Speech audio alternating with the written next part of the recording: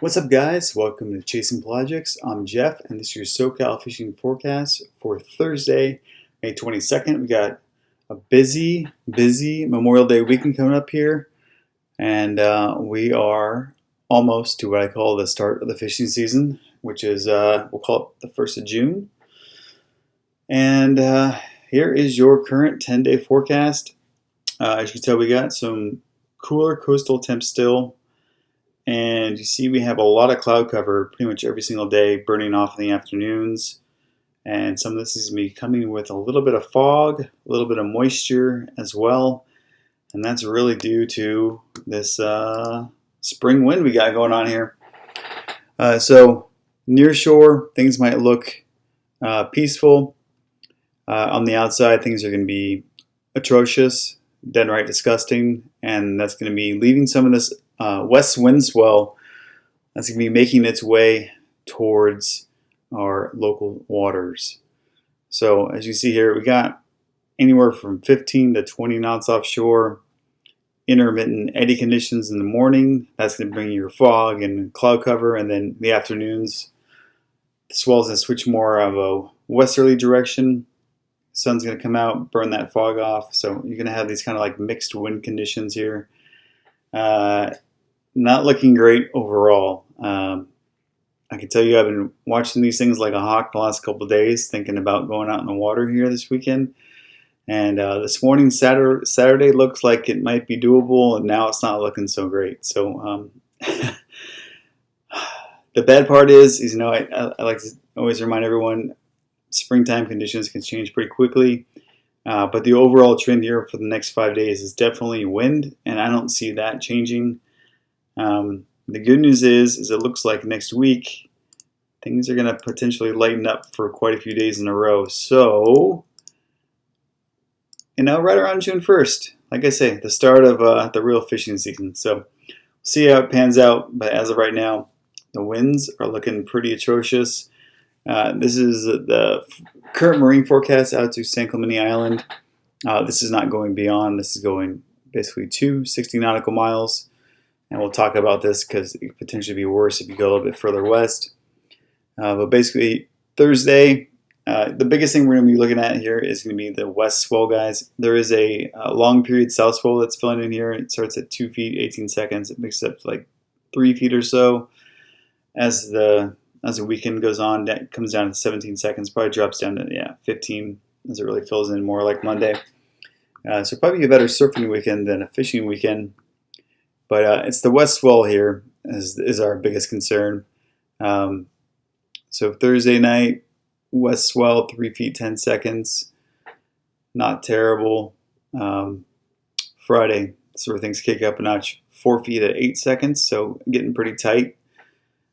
Friday night, 5 feet 8 seconds.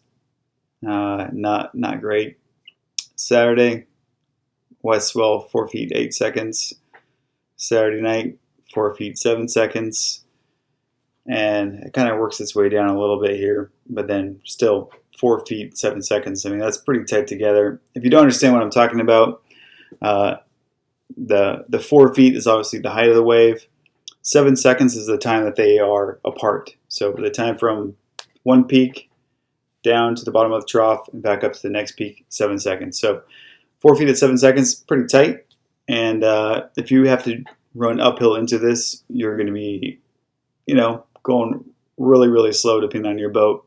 But this is more or less, even for a sport boat, not going to be a whole lot of fun in general. Now, even if it's a 5 foot swell, but let's say it's at 20 seconds, it's 20 seconds apart. It's going to take you quite some time to be motoring over that distance, even if you're going head into it. It's not an ordeal, but we see this swell. This is really a wind swell versus a ground swell, which is your longer period swell here. It's this west wind swell is the one that we really have to keep our eye on. So not looking great out there, guys. Keep an eye on it if you want. For me, Saturday was a firm no-go.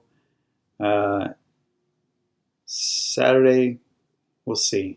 I'm keeping my fingers crossed, but more than likely not going to happen.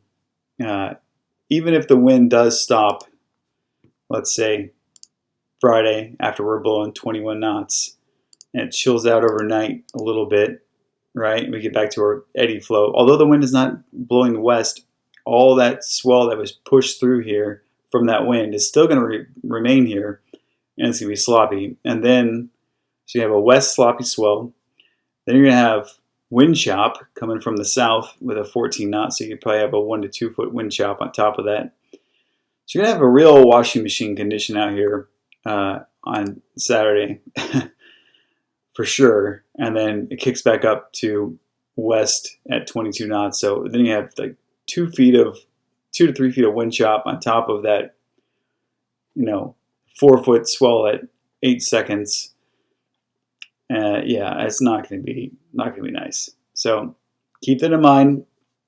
Even if you're going somewhere as short as Catalina, this wind is still blowing through this fetch here between the islands, and it is known to get quite nasty. So keep that in mind. The islands will shelter you from some, but not from all, and you still got to drive through it when these conditions pick up.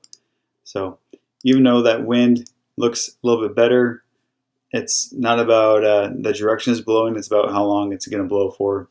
And it usually takes 6 to 12 hours for it to work that stuff off.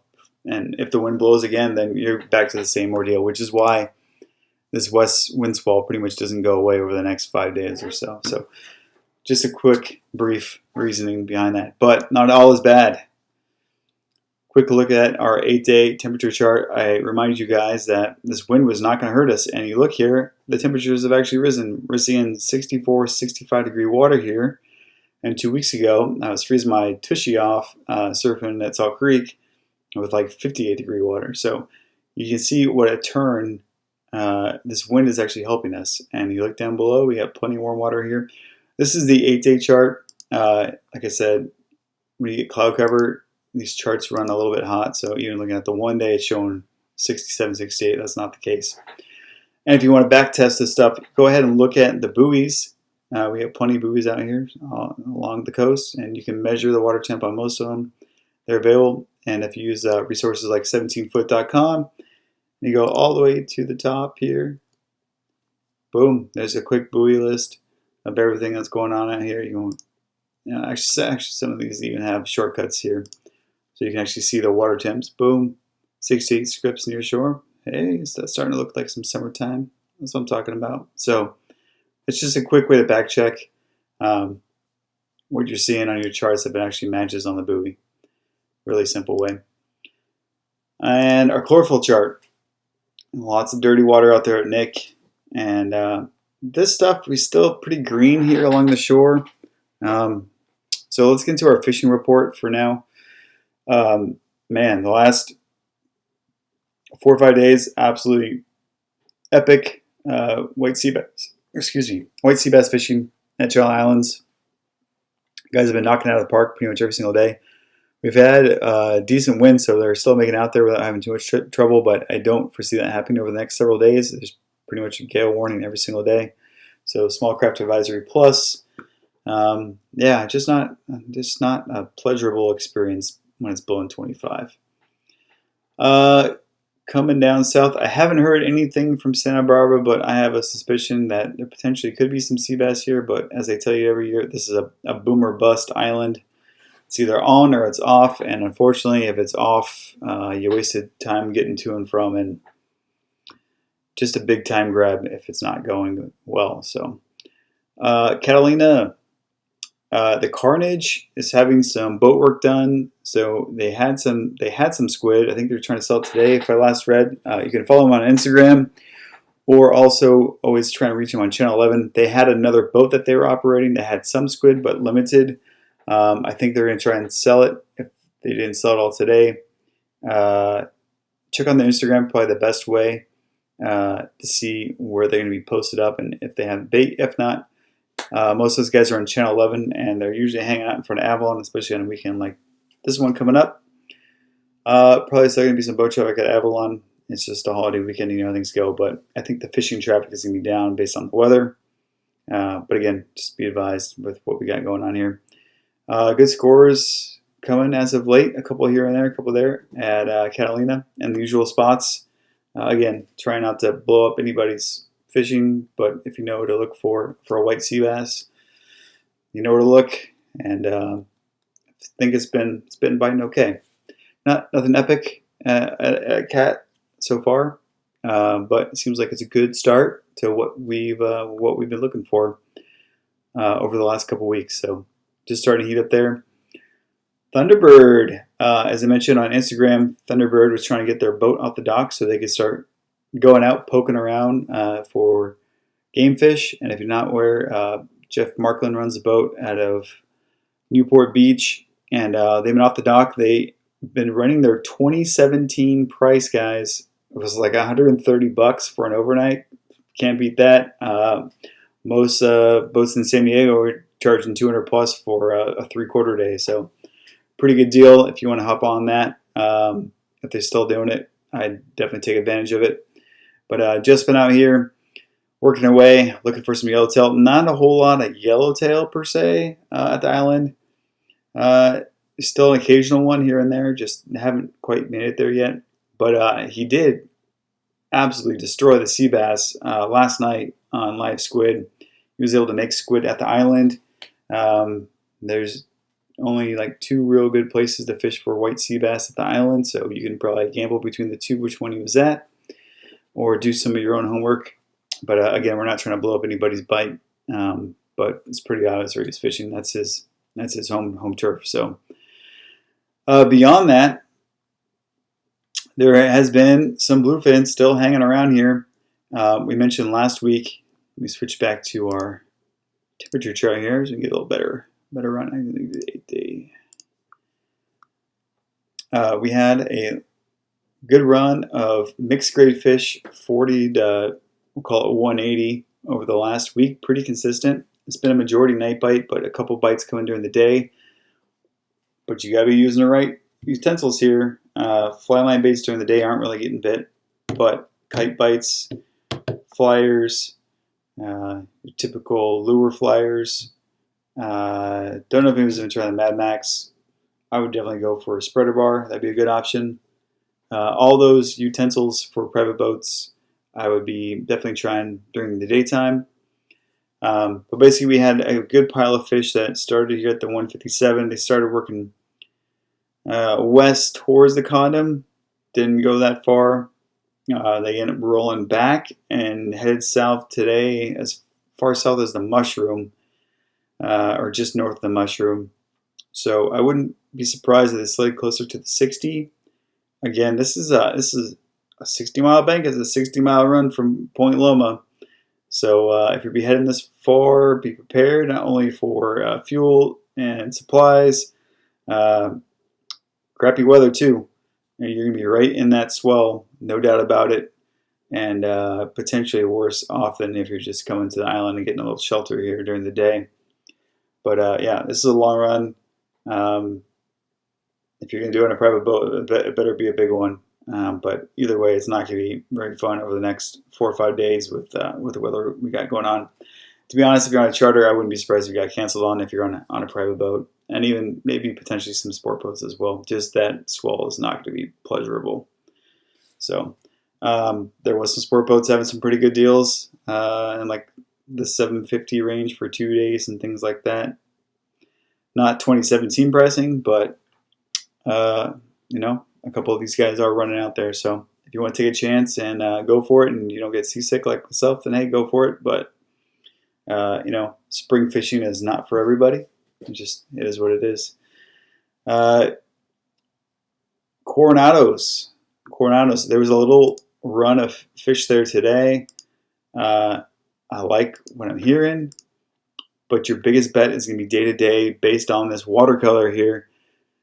You know about the poop flow from Tijuana. If you haven't seen it, I've been sharing it on Instagram for like 3 years now. It just gets worse and worse every year. There's a reason why Captains for Clean Water exists in Florida, and frankly, I wish we had the West Coast version of it because no one else seems to be talking about it other than me.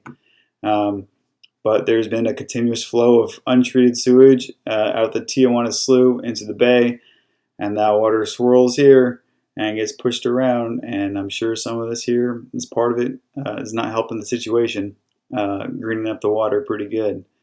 So unfortunately, it's an international situation. I wouldn't expect Governor Newsom to do anything because he hasn't done anything about anything over his last 12 years here, other than now, everyone else needs to clean up the homeless. But it is what it is for the moment. But this is an international situation here, so maybe this comes out one of those Mexico deals with Trump. I don't know. At least our public lands aren't getting auctioned off, which is great news, finally. Not some for the off-road guys or guys that like to go stream fishing. That's a big deal. So we'll see what happens here. But this green water is going to make or break your day at the Coronado Islands, and it's going to change by the day with the way how things are going here. So that's it for this week, guys. If you do choose to make a risky gamble out there on the water and go fishing, make sure you're safe and well prepared. Bring an EPIRB, life vest, the whole deal. And if not, have a great holiday weekend at home, and we'll see you next week. It's looking pretty solid for the start of the season. So, cheers, guys. Take care. Hey, thanks for watching. Make sure you subscribe to the channel and check out our website and online store at chasingprojects.com. And make sure you share the stoke.